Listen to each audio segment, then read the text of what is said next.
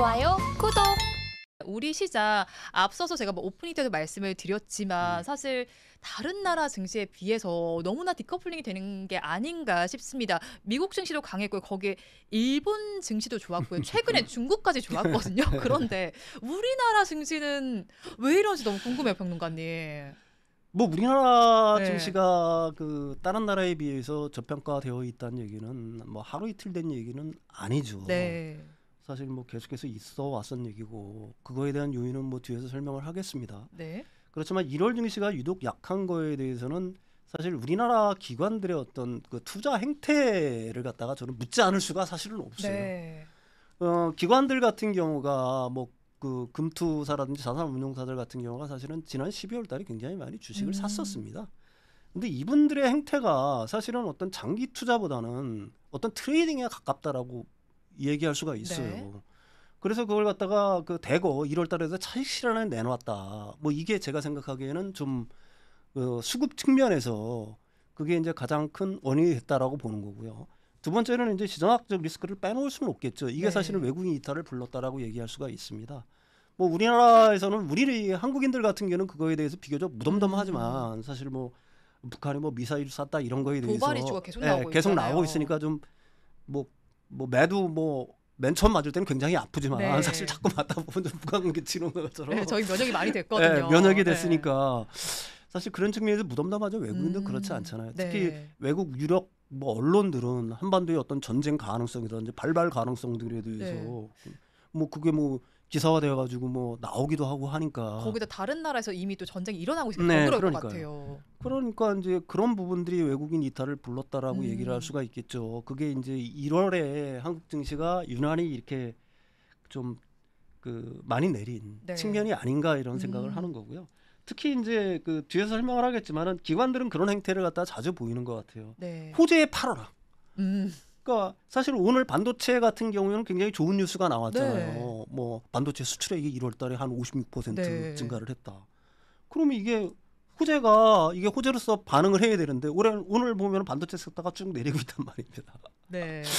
그러니까 이게 소문에 사고 뭐 뉴스에 팔아라는 걸 갖다가 이거 개인들이 아니라 기관이 사실은 실천하고 있네요. 네, 기관들이 사실은 그걸 갖다 네. 실천하고 있는 거 아니냐. 그래서 그 우리나라 그 기관들도 마찬가지고 사실 네. 증권 방송에서도 그런 얘기들을 많이 하는 것 음. 같아요. 트레이딩 위주로 가는 네. 뭐 모멘텀 플레이를 하고 뭐 이런 것들 위주로 해서 굉장히 많이 방송들을 하고 하는데 저는 뭐 성향상 저도 네. 투자를 하지만 그런 투자는 저는 못합니다. 그리고 그게 개인 투자자라도 결코 득이 되지는 않는다라고 네. 생각을 해요. 올바른 투자 방법도 아니고요. 근데 그런 걸 갖다가 기관들이 몸소 실천을 하고 있기 때문에 한국 시장 자체가 네. 이렇게 뭐 맥을 못 추는 거 아닌가라는 생각을 하는 거고요. 더 근저로 들어가게 되면 이제 여러 가지 이유들이 있죠. 사실 그 한국의 기업들 자체가 사실은 주주 환원 정책이라는 게 거의 네. 없지 않습니까?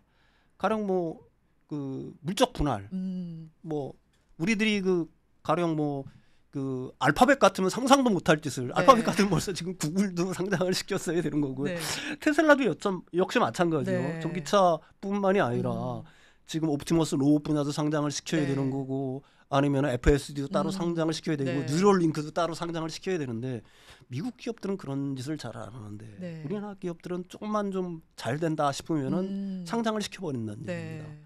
그다음에 유상증자도 너무 많이 해요. 장이 좀 좋다 싶으면 물밀듯이 유상증자를 합니다. 우리가 지난 3년 동안에 한 49조 원 정도를 네. 했으니까 이게 그러니까 국내 투자자들이 국장 지겹다 이런 얘기를 자꾸 하는 거 아니겠습니까?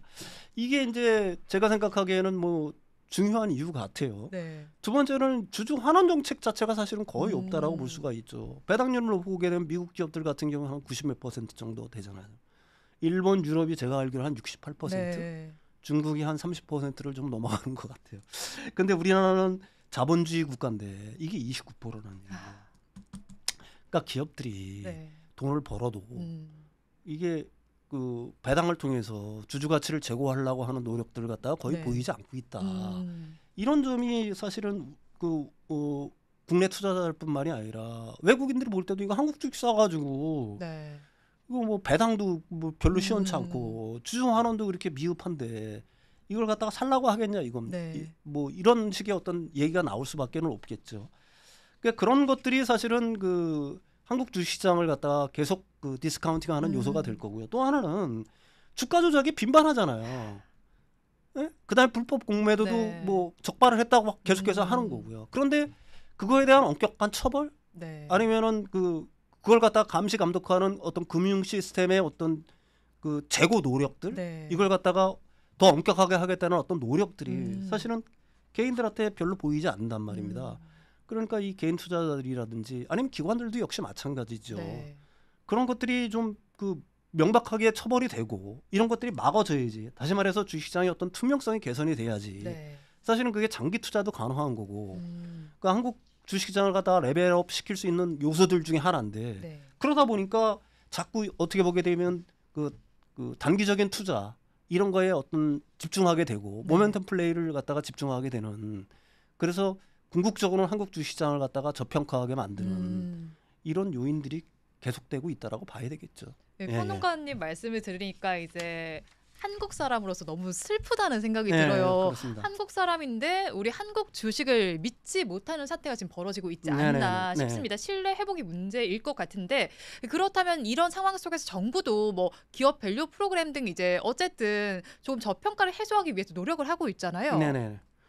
저는 그거는 굉장히 좋은 정책 같아요. 네. 사실 한국의 그 코스피 같은 경우에 PBR이 0.9인가 그래요. 이게 22년 6월 일을 넣어본 적이 없어요. 네. 그러니까 이게 자꾸 저평가됐다는 얘기를 하는 겁니다. 그 시가총액보다 자산 규모가 더 큰 거죠. 네. 그러니까 우리나라에 다시 말해서 이런 알짜 기업들이 상당히 있다는 얘기입니다.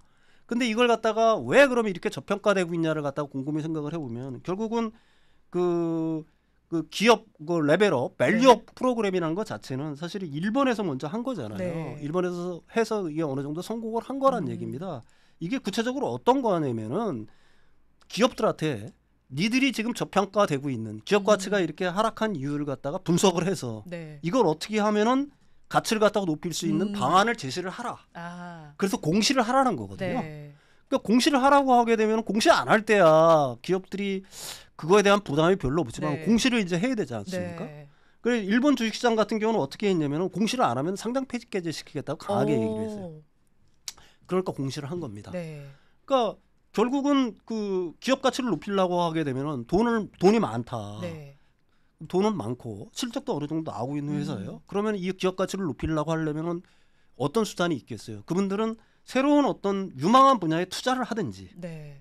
그렇죠. 지속적으로 어떤 성장이 우수한 분야에 지속적인 투자를 하든지 아니면 그도 저도 아니라면 주주 배당을 많이 하든지 네. 뭐 아니면은 그 유상 증자 대신에 유상 감자라는 방법이 있게 자사주를 사들여서 소각을 네. 하든지 뭐 이런 방법들이 있겠죠. 그래서 이게 이제 제도적으로 만약에 안착이 된다라고 하게 되면은 제가 생각하기에는 장기적으로 굉장히 선순환을 일으킬 것 같아요. 이 기업들이 이런 공시를 하게 되고 주주 배당을 좀 늘리고 네. 그렇게 되면은 그 기업에 대한 어떤 주가는 당연히 상승할 수밖에 없겠죠. 네. 관심들이. 그래서 한국 주식시장에 대한 어떤 그 밸류에이션 자체가 점진적으로 상승을 하게 된다고 하면은 외국인들도 관심 있게 볼 거고요. 이 나라 기업들 이거 샀는데 배당도 좀 많이 네. 주고 그 배당을 안 줄 때는 자신들만의 어떤 성장처를 찾아서 유망한 성장처를 찾아서 열심히 투자도 하고 네. 기업 활동을 열심히 한다는 인식이 바뀌게 된다라고 하게 되면은 이거는 굉장히 선순환을 일으킬 수 있을 거라고 저는 봅니다. 다만 이제 구체적인 액션 플랜 자체에서 가령 뭐 자사주 매입을 할 때 이걸 갖다가 고이 모셔두는 게 아니라 네. 다시 또 뭐 시장이 좋을 때 이걸 갖다가 시장에 판대거나 이런 게 아니라 미국 기업들처럼 열심히 자사주 소각도 하고 네. 그다음에 주주 배당도 좀 늘리고 아니면은 더 열심히 연구 개발을 통해서 하든지 네. 아니면 신성장 분야를 찾아서 투자를 하든지 이런 어떤 기업 가치 제고 노력을 보여야 되는 거고요. 이걸 반드시 이제 공시를 해야 될 테니까 네. 기업들로서는 지금 안 하던 걸 갖다가 새롭게 해야 되니까 부담을 느낄 수밖에 없는 네. 거고 그거는 뭐 더 열심히 하는 수밖에 없겠죠. 이런 것들은 제가 생각하기에는 좀 긍정적인 방향으로 작용을 할 것 같아요. 좋아요, 구독.